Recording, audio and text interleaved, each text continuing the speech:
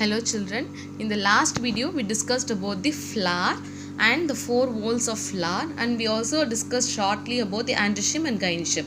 Whereas in this video we are going to discuss about development of male gametophyte, அதாவது ஒரு pollen grains எப்படி form ஆகுது என்றதை பற்றி டீட்டெயில்டாக நம்ம இதில் பார்க்க போகிறோம். The first one, as I said before, the male part of the flower is called as androecium. It is otherwise called as stamen.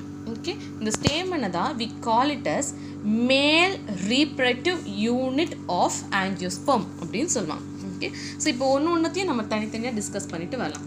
So stamen is the male reproductive unit of angiosperm. angiospermல இருக்கக்கூடிய ஒரு male reproductive unit தான் யார் இந்த stamen அப்படின்னு சொல்கிறாங்க. The stamen consists of two structures. The one is anther, the second one is filament. Okay, so இதில் அந்த அளவுக்கு தெரியுதான்னு உங்களுக்கு தெரியல. See, I have focused only one. So it is having, இது அப்படியே பாருங்க, இது எப்படி இருக்குது, ஒரு ரவுண்டாக இருக்குது, அண்ட் இது வந்து இப்படி ஒரு குச்சி மாதிரி இருக்குது இல்லையா. So this is called a stamen. Okay, இது நான் எங்கேருந்து எடுத்தேன், இந்த ஃப்ளாரில் இருக்கக்கூடிய இந்த ஃப்ளாரில் இருக்கக்கூடிய இங்கே சைடில் இருக்கக்கூடிய ஹைபிஸ்கஸ் அதுலேருந்து ஒன்று எடுத்து போட்டிருக்கேன். Okay, so this part is called as anther. So this round shaped structure is called as anther, and this part is called as filament. Okay, so இதை நம்ம எப்படி நம்ம describe பண்ணுவோம். So filament is the long, இது வந்து லாங்காக இருக்கா, so long slender structure. Slender அப்படின்னா ரொம்ப சாஃப்டாக இருக்கக்கூடியது அப்படின்னு அர்த்தம். Okay, so filament, the filament is a long slender ஸ்டாக்னாலும் நீட்டாக இருக்குன்னு அர்த்தம். Okay, stalk like structure. At one end of ஃபிலமெண்ட்டோடைய ஒரு எண்டில் என்ன இருக்குது, the anther is present. At the one end of the filament anther is present. Actually இந்த ஆந்தர் எப்படி இருக்குன்னா பைலோப்ட் அப்படின்னு சொல்லுவாங்க, அதாவது ரெண்டு லோப் வச்சு இந்த ஃபிலமெண்ட் இப்படி வளர்ந்துருக்கும். Okay, so it is anther is நம்ம பார்க்கும்போது ஒரு சும்மா ரவுண்ட் மாதிரி தெரியும், but actually it is a bilobed, அதாவது ரெண்டு ரவுண்ட் ஷேப் இருக்கும். Okay, so it is a bilobed structure. இப்போ the filament at one end of filament the anther is present, the other end of filament, அப்போ other end எங்கே ஒட்டிகிட்டு இருக்கும், it will be attached either to a petals, ஒன்று petals கூட attach ஆகியிருக்கும், or thalamus கூட attach ஆகியிருக்கும். If this stamen is attached to the petal, then it is called as epipetalous அப்படின்னு சொல்லுவாங்க. Okay, so now I think you have understood the stamen. Okay, that's all about the stamen. Moving on to the structure of anther. இந்த ஆந்தரை மட்டுமே இப்போ நம்ம படிக்க போகிறோம். Okay, first ஸ்டேமன்னா என்னென்னு படித்தோமா, ஸ்டேமனில் ஒரு பார்ட் தான் என்னென்னு சொன்னேன் நான், ஆந்தர். ஸோ இந்த ஆந்தர்னா என்னன்றதை now we are going to study. See, structure of anther.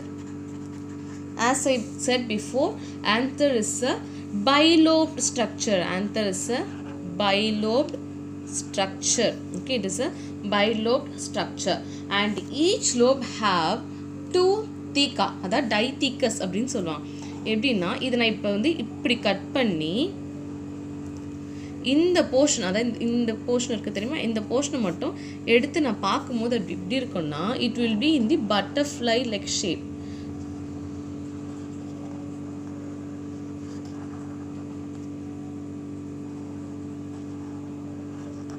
இப்படி தான் நமக்கு தெரியும்.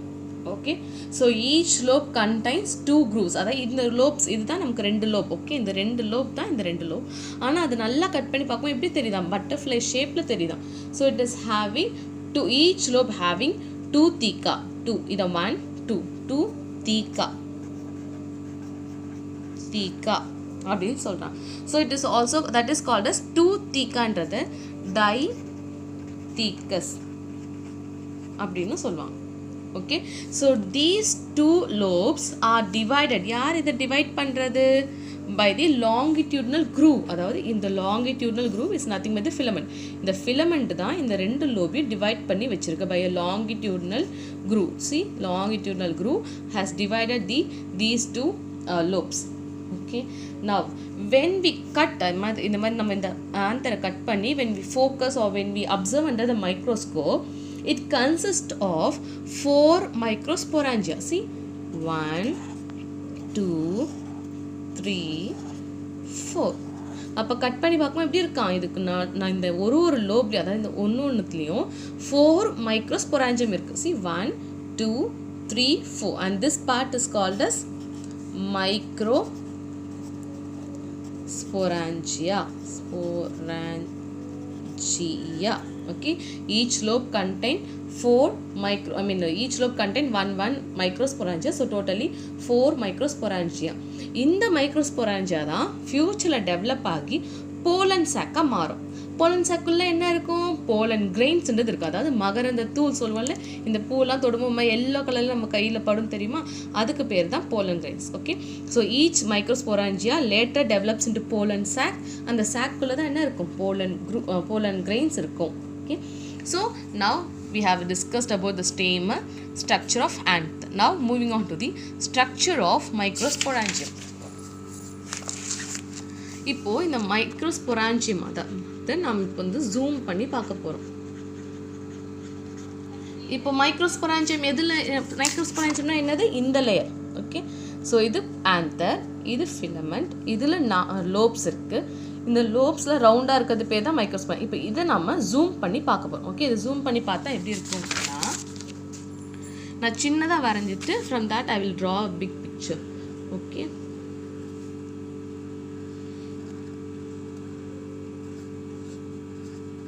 இப்படி இருக்கா. இப்போது இந்த போர்ஷன் அலோன், இந்த போர்ஷனை நல்லா ஜூம் பண்ணி நான் வரைகிறேன். Okay, this microsporangia will have this layer, this outermost layer. 1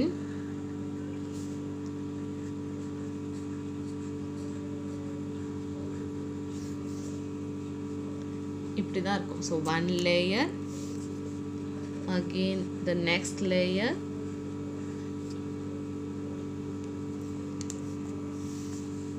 once again the next layer,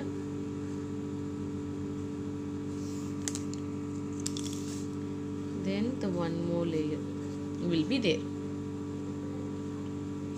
okay, so இந்த ஒரு லேயர் நம்ம நல்லா அப்சர்வ் பண்ணி பார்க்கும்போது இதில் எத்தனை லேயர் இருக்கா, 4 லேயர்ஸ் இருக்குது. ஓகே, 1 2 3 4. இந்த மைக்ரோஸ்பொராஞ்சியம் போகிறதுக்கு முன்னாடி it will be having 4 layers. So I have drawn 4 layers. Okay, so the microsporangium is surrounded. நம்ம இது எப்படி சொல்லணும், the microsporangium இப்படி சொல்லிக்கலாம், the microsporangium is surrounded by 4 layers. Okay, so what are those 4 layers? The outermost layer, அதுதான் இங்கே வரைஞ்சிருக்கேன். Okay, the outermost layer is called as epidermis. The outermost layer is called as epidermis. Then the next layer is called as endothecium.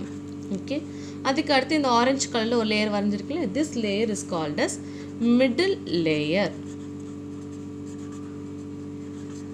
And the last layer is called as tapetum. Okay, இதில் பார்த்தீங்கன்னா these epidermis, endothecium, middle layer, இவங்க 3 பேருமே it's a protecting layer. இந்த 3மே யாரு, protecting layer. இவங்க 3 பேருமே நமக்கு இந்த மைக்ரோஸ்பொராஞ்சியமாக ப்ரொடெக்ட் பண்ணுறதுக்காக இருக்காங்க. So it is a protecting layer.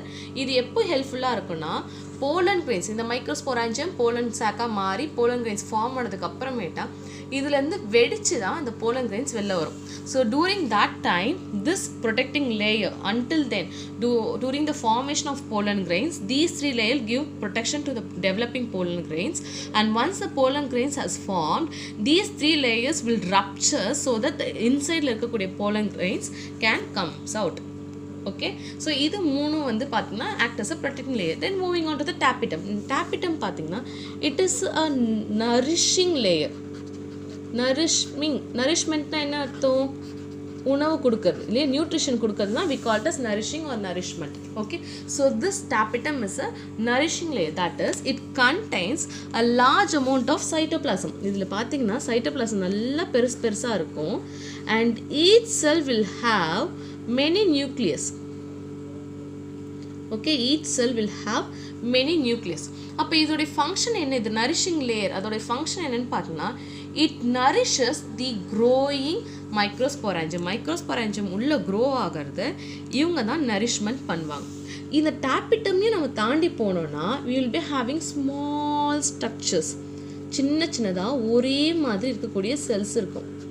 Okay, இப்படி இருக்கும்.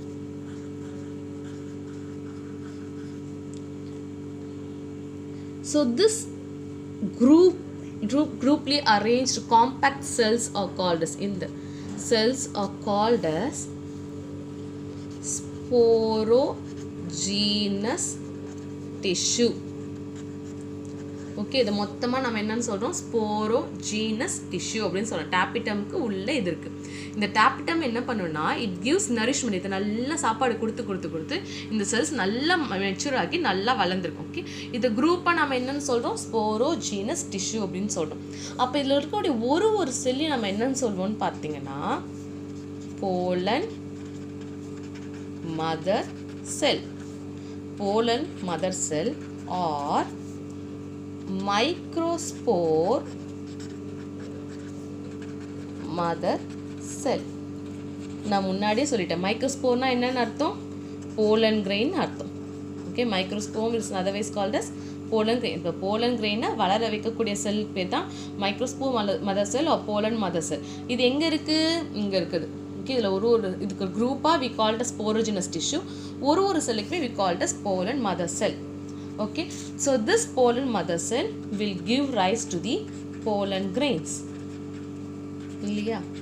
So this mother cells will give rise to the pollen grains, and this process is called as, இது form ஆகக்கூடிய இந்த processor we call it as microsporogenesis.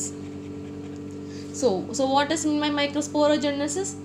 It is a process of formation of pollen grains from the pollen mother cell or the microspore mother cell is called microsporogenesis.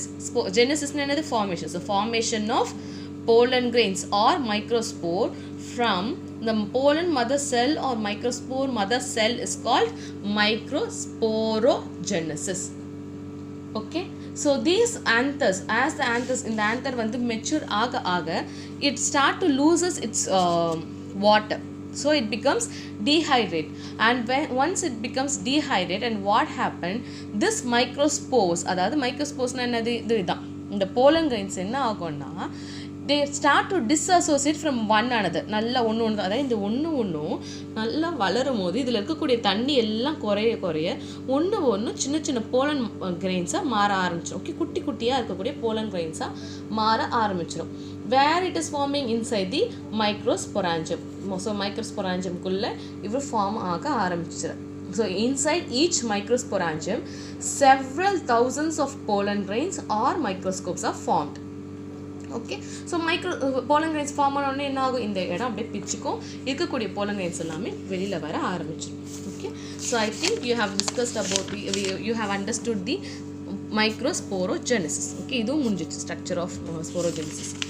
Okay, so in general the dehiscence of anther occurs during the rupture of anther lobe. அதாவது என்னன்னா, இது rupture ஆகும்போது the pollen grain will comes out. Okay, now moving on to the next topic, that is pollen grain. What is the other name of pollen grain? Yes, male gametophyte or microspore. Okay, the pollen grain is also called as male gametophyte, or the male gamete அப்படினா. Okay, so this male gamete is a microscopic in nature. இது நம்ம நார்மலான கண்ணால பார்க்க முடியாது. It is very tiny in nature, so it can be observed only with the help of microscope. Okay, and this male gamete is a haploid. நான் முன்னாடியே சொன்னதான் இல்லையா, it is having only half the number of chromosome. It is a haploid. It is a uninucleate. அப்போ first என்ன எழுதுவீங்க, it is microscopic haploid.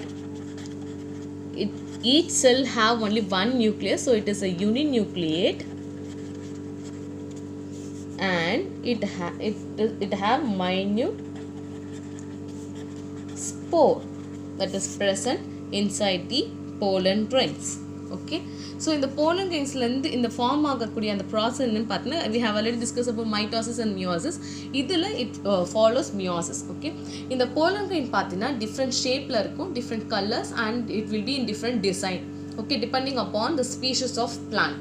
Okay, so in the pollen grains pathina, the size of the pollen grain is 25 to 30 micrometer. Okay, micrometer.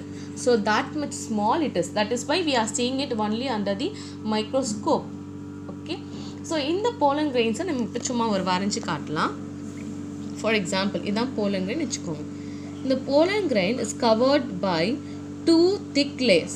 அப்ப pollen grain நம்ம observe பண்ணா எப்படி இருக்குமா? 2 layers இருக்கும். The outer layer is called exine. வெளியில இருக்கக்கூடிய layer பேரு exine. உள்ள இருக்கக்கூடிய லேயர் பேரு intine. This exine is made up of sporopollenin. Okay, so this exine is made up of sporopollenin. So sporopollenin oda function pathina romba thicka irukum. Outermost layer pathina it will be very thick in nature. See, அப்போ இத கொஞ்சம் திக்கா வரைஞ்சு காட்டுறேன். Okay, so the outer layer is very thick in nature. Okay, so இது ஏன் இவ்ளோ திக்கா இருக்குன்னு பாத்தீங்கன்னா so that this pollen grain can withstand the temperature. அது என்ன டெம்பரேச்சரா இருந்தாலும் சரி, நீங்க ஆசிட்ல இந்த pollen grains தூக்கி போட்டாலோ இல்ல பேஸ்லயே போட்டாலுமே this pollen grain will not get destroyed because that much thick this sporopollenin. The sporopollenin, the exine is made up of sporopollenin. இந்த substance பாத்தீங்கன்னா ரொம்ப திக்கா இருக்கும் so that any temperature or humidity, even acid or base do not destroy this exine. Okay, ஆனா இந்த sporopolleninல பாத்தீங்கன்னா அத இந்த outermost layerல ஒரு சின்ன கேப் இருக்கும், ஒரு சின்ன போர் மாதிரி இருக்கும், குட்டி போர். This pore is called as germ pore. அதாவது இந்த pollen grainல இருந்து pollen tube form பண்ணி வரும் தெரியுமா, அதுக்கு இது வந்து ஒரு குட்டி வழியை கொடுக்குது. Okay, that small pore is called as germ pore. So எங்க germ pore இருக்கோ அங்க இந்த sporopollenin இருக்காது. ஏன்னா sporopollenin இருந்தாதான் இவங்களால ஓட்டையே போட முடியாதுல. So wherever the germ spore is present, there the sporopollenin will not be there. So the next layer is the intine, and this intine is not made up of sporopollenin. So intine la sporopollenin என்றது இருக்காது, and it is very thin in nature, and it is composed of cellulose or pectin. Cellulose pectinனால தான் இது form ஆயிருக்கு. அப்போ ஒரு matured pollen grainல பாத்தீங்கன்னா it will be having 2 cells. Okay, it will be having 2 cells. The one cell is called as, other pollen grain will have 2 cells. ஒரு pollen grainல 2 cells இருக்கு. The first cell is called as vegetative cell. The second one is the generative cell. Okay, so the pollen grain consists of 2 cells. The one is the vegetative cell, the second one is generative cell. நான் இப்படி வரைஞ்சிருக்கேன் தெரியுமா? So this portion is called as generative cell, whereas the remaining portions are called as vegetative cells. So இந்த portion தான் என்னது, the largest portion is called as vegetative cells. நான் இங்க dot வைக்கிறேன், இது எல்லாமே vegetative cell. இதுதான் வந்து generative cell. So இது நீங்க எப்படி சொல்வீங்க? Vegetative cell is larger and it contains large amount of reserved food materials, and it contains a large nucleus. Okay, இதில் எப்படி இருக்குமா, ஒரு பெரிய நியூக்ளியஸ் இருக்குமா, இதில் நிறைய ஃபுட் மெட்டீரியல்ஸ் இருக்குமா, and it is mostly whereas some generative cells will be small. சின்னது பார்த்தீங்கன்னா கொஞ்சம் சின்னதாகவும் இருக்கும், but we don't want to consider that. Okay, so இப்போ இந்த மாதிரி ஸ்ட்ரக்சரில் இருக்கும்போது இந்த pollen grains வந்து எங்கேயாச்சும் போய் உட்காரும்போது it starts to form the pollen tube. Okay, so what happens in most of the angiosperm, எங்கெங்கெல்லாம் பூ பூக்குதோ angiospermsல பார்த்தீங்கன்னா 60% of angiospermல 2 cell stageலயே இது வெளியில வந்துடும். அதுவே சிலதுல பார்த்தீங்கன்னா இதில் 4 cells இருக்கும், அதாவது 2 vegetative cells 2 reproductive cellsனு இருக்கும். அந்த மாதிரியும் இருக்கக்கூடிய pollen grains இருக்கு.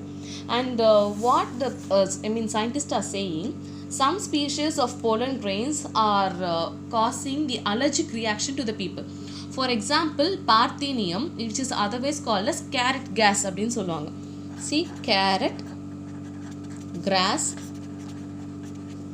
or